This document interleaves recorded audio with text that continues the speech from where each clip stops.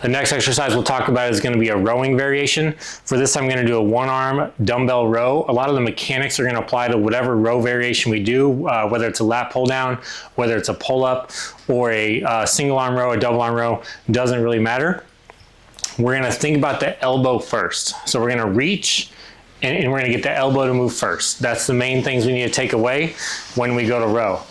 I'm going to set up in a three-point stance where I'm going to have my feet underneath me and I'll have my hand on the bench. That's a very common variation to do. And I'm going to have my palm either down or I'm going to slightly turn it in here. But what I want to do is I want to have my elbow pull back first with this full reach, so like I'm reaching toward the ceiling, or sorry, the floor here. And I'm going to feel this space in my upper back start to round and really open up. I don't want to crunch my chest down, but if I can feel the reach, I can feel this open up in the back.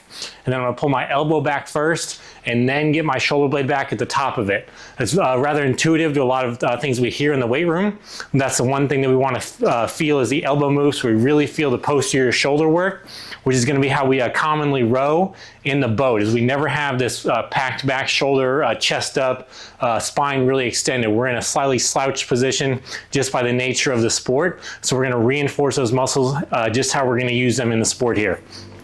So I'm going to reach down and I'm going to have my elbow reach toward the ground here. So I'm going to reach my fist toward the floor. I can see that my shoulders kind of rounded over. I'm not going to crunch my chest down, but I'm going to try to stay as long as I can through my spine. And I'm going to think elbow first. As I go to rowing here in this arc-like motion around my body, then my shoulder blade will come back at the very top. So try to get as much elbow movement as you can. There, as much bend before you really try to pack that shoulder back at the top.